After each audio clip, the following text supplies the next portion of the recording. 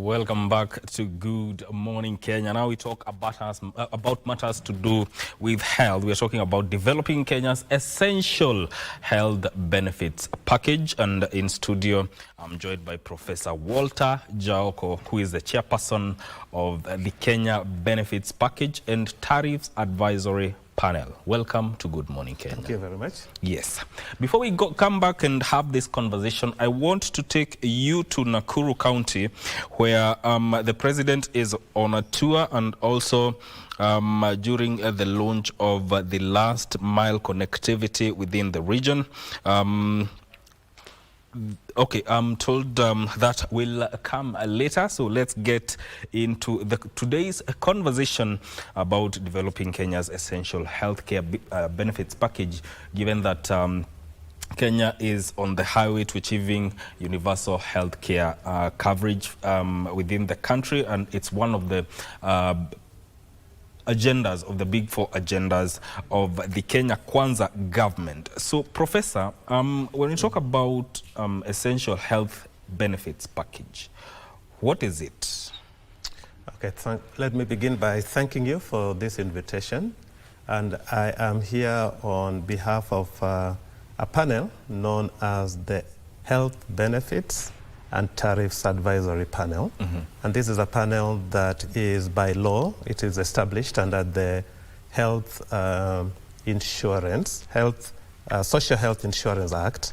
And we have what we call the Social Health Insurance Regulation of 2024. And so this panel is appointed by the Cabinet Secretary with the role of advising the Cabinet Secretary on the essential health package that I'm going to talk about, the tariffs that go with the package, and we are also supposed to advise the Cabinet Secretary on health interventions that are not available in the country that can therefore be paid for by the Social Health Authority.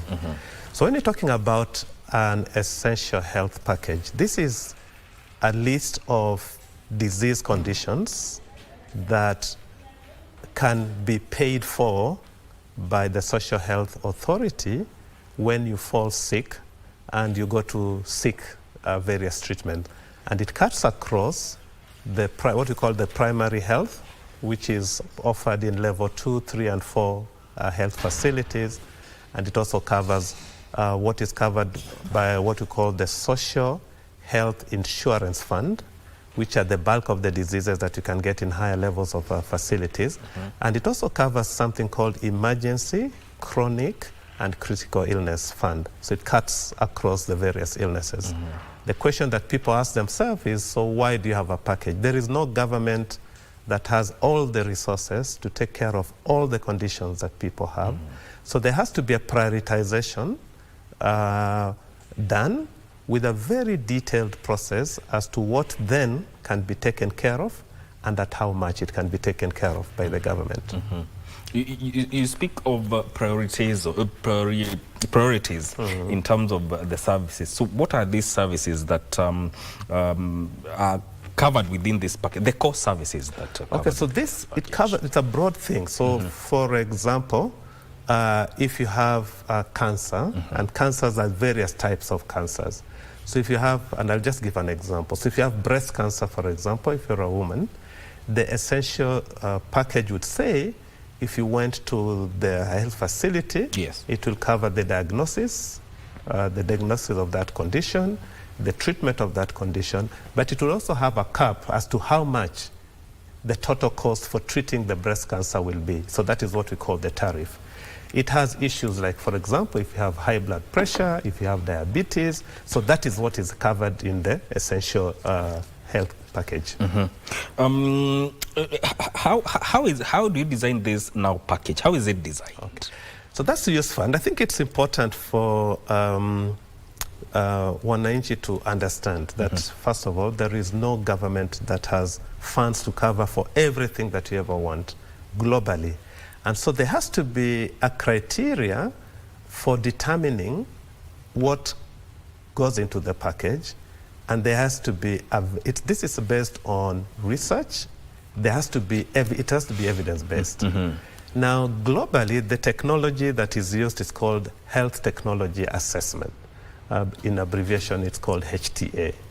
Now, HTA is a way of ensuring that whatever goes into the package has really been carefully thought about. And it takes into consideration the finances that the government has. It takes into consideration the data. It has to be data-driven. How many of Kenyans have this type of condition, what we call epidemiological survey? So we need to get some information of what is the burden of disease, what is the, who are the most affected. So there are all those kind of data. Then, so this is what we call the HTA process. Then it has to be an inclusive process. It's not just people who sit down and determine this is the disease we're going to take care of and this is how much you're going to pay for it. So there's a whole process. It has to be inclusive. It has to look at the disease burden. It has to have stakeholders. In fact, this week, we at the Health Benefits and Tariff Advisory Panel are holding meetings with stakeholders from different sets of life. People with various disease conditions, what we call advocacy groups. So for example, people having HIV, and so you know there's a group of people who are being affected because there is a withdrawal of treatment by the funding agencies. So we have people with sickle cell disease, they have their own group. We have people with diabetes, they have their own group. So those are what we call patient groups. We're also meeting healthcare professionals. We have people who are specialized in the heart diseases. We call them the cardiologists. So we have the Society for Cardiologists. We have Society for Nephrologists. So all those patient specialists are also our stakeholders. Then we have the healthcare givers. We have the hospitals. Like on Monday, we are meeting a representation from Kenyatta Hospital, Moi Teaching and Referral Hospital, and so on and so forth. So this HTA has to involve everybody because they are stakeholders. Health, almost everybody is really a stakeholder when it comes to matters health. And what do we do with them? They submit to us what we call nomination. They nominate things. They look at the health package and they see this condition is not there. So they nominate it. It's a process of nomination. Yes, we'll come back to that. Health benefits package. I'm talking that topic with Professor Walter Jaoko, who is the chairperson of the Kenya Benefits Package and Tariffs Advisory Panel. Before we crossed over to Nakuru, Professor, we were talking about health tech assessment, which is used to assess what should be within the said package now. If you may continue on that point. Yes, so thank you so much. So we're talking about health technology assessment, which is an evidence-based tool that is used to review and assess what should be on the benefits package. So it started with the first level was what you call proposal stage, where people propose an intervention that is not on the health benefits package. You look at it and you say, oh, there is this condition or this disease that is not there. How do I request for it to be put? So that process is what we call the proposal stage. So interest groups can be able to propose that. The health benefits and tariffs advisory package can also look at it and say there's a particular condition that maybe it will be worth considering. So the advisory panel itself can reach out to people and make requests.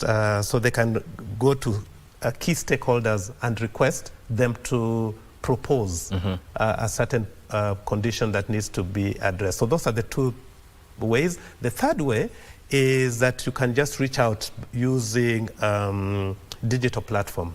So we have an email address that people can send those requests. So that is what we just call the proposal stage. Now, as you can imagine, there'll be thousands and thousands of requests. So then the next process is what we call a selection stage. So there's a selection process. Now the Act, the health insurance, the Social Health Insurance Act then has a provision for appointment of what we call a selection working group. And that selection working group has now been put in place. It's appointed also by the Cabinet Secretary for Health. The role of that selection group is to look at all these things that people have submitted, and there is a criteria for them to then prioritize and say, although we have received 1,000 requests, we are going to prioritize them and look at the first 200, for example. The next, now the ones that have been selected, that have been prioritized, there is a stage where there is an assessment. And this assessment is where now the science comes in. It's done by technical people. We have already made an appeal now. There is a call for proposals from universities, research institutions like KEMRI, so University of Nairobi, Egerton University, whatever, Strathmore University. Then would be given that task to now do the assessment. And there's a criteria that is used for doing that. And then there is the next stage is now appraisal. It is brought back to the panel to now appraise with the costings, and then from there we now make a recommendation. The final stage is now where the decision making is made. We then submit that to the Cabinet Secretary for Health with the evidence that has been generated, and we say this condition should be added on the essential health package. Yeah, very important. Yeah. Now, you're still on the advisory panel. Then again, how do we link these services now to facility levels and referral pathways so that the package is deliverable to Kenyans? Yes. So once that essential health package, once we advise the Cabinet Secretary, and the Cabinet Secretary in consultation with the Social Health Authority makes a decision, the next step is gazetting. So now anywhere you'll go, you'd know that if I go to a health facility, for example, replacement of a heart valve. So for example, if I have a heart condition and I need the valve to be replaced by a heart surgeon, the benefits package will tell me that is covered. This is shared, it's gazetted, but then it's also shared with all the health facilities. So that is why you notice when you go to a hospital and you want the condition to be covered by SHA, each hospital has a SHA person there who checks into the benefits package and tells you, yes, this one is in the package and this is how much the Social Health Authority is going to pay for. That information is public, it's made available to the health facilities. In terms of challenges, are there challenges that you anticipate as you do this? There's evidence-based approach, and also from a perspective of advising the ministry in terms of how this is going to go. Are there challenges that you anticipate? Yes, so there are several challenges. One is just information for people to do, like what we have talked about here. It assumes an inclusive process. It assumes a consultative process, and that is what we have started this week now, where we are reaching out to stakeholders. So our challenge is publicity, letting people know that they can be able to make submissions to the panel for consideration of certain intervention. So without publicity, if people do not know these processes that I've already described, we will get people who, there will be very few people who will respond to our requests for proposals. And the other thing we foresee is, there's a very low trust in this country. So people somehow do not, even the things that we're talking about here, that the process that is supposed to be followed and all that, if people do not believe that this is going to happen, we're going to have very few proposals coming in, and therefore the work will be much more difficult than should have been if we get more people involved. So I think my plea with people and professional organizations as well is to be able to take advantage of the processes that have been defined in the Act, so that we get involved. Yes. Yeah. And that is very important. And also, within this package, even the choice of hospital matters. Yes. So that is very important. When we're talking about this package, the way that it is designed, it has to be a cost-effective package.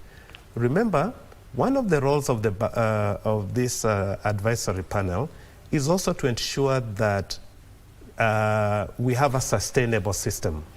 So there is sustainability is really key.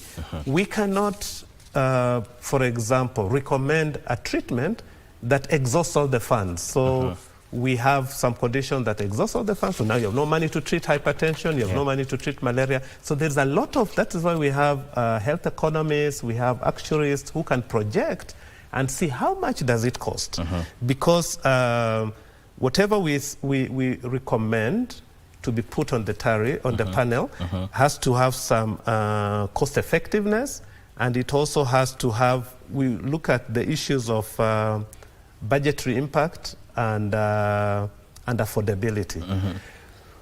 That is capped with what, when you go to a government facility, that will be able to be covered. So that is why you meet patients who say, I went to a certain hospital, private hospital, and I was told to top up. The reason for that is that the package is pegged on what, when you go to a government facility, it will cover either all or most of it. But then the patient has a choice as to where to go. If I go to Moi Teaching and Referral Hospital, or I go to Kenyatta University Teaching and Referral Hospital for a certain condition, for example, that is covered up to 400,000, you might find that the cost is totally covered. But somebody else with the same condition can decide to go to a private hospital where the cost is 600,000. So there, they will be asked to top up because the Social Health Authority pays a same amount for the same conditions in any facility that you go to. So some facilities you'll find that it exhausts it. In some facilities you'll find that you have to top up. So the choice of the facility where you go to is also important. Yeah. You know, you've talked about SHIF, and you know, it's an ongoing debate among Kenyans. But then again, what is its role really? Because we might see gaps between promise and payment. Yeah, so remember, this is an insurance fund. Insurance operates on the principle that unlucky few benefit from lucky many. What does that mean? I think the problem is that when people think insurance, so I pay 12,000 shillings every month. In my mind, I'm thinking, okay, this is an accumulation so that when I'm fall sick, I'm using the money that I've given. The principle is that there are many people who are going to pay insurance who are not going to fall sick, okay? Yes. And it is based on this number of people who do not fall sick or who utilize very little of what they have contributed, that money then takes care of somebody who falls sick, okay? So the idea that because I'm contributing, I have to always utilize that fund, I think that is where part of the problem comes in. We need to realize that this is an insurance fund. Some of us will contribute, and maybe for the span of our lives, we are not going to fall sick to utilize it. But that contribution will help some people who unfortunately will fall ill, and the accumulated fund from all the other people who are lucky not to fall sick will benefit from that contribution. Yeah. So finally, how should the government, from your perspective, communicate about this essential benefit health package? Okay, that actually falls squarely on us as the panel, and this is why we are starting. We are starting to communicate to people. So it is our responsibility as the Health Benefits and Tariffs Advisory Panel, once to advertise this process that I've already shared today, and once we have that package out, it has been approved, and it has been gazetted, we need to keep on publicizing and advertising that. Yes. Indeed. Yeah. Professor, asante sana for coming to talk about this. Because I think it's an ongoing communication that Kenyans need to know about the essential health benefits package, what is providing, and how they can access it. So with time, we shall be inviting you back to come and talk about its development. That is Professor Walter Jaoko, who is the chairperson of the Kenya Benefits Package and Tariffs Advisory Panel. And this conversation ends here. My name is Mike Migo. Thank you for tuning in.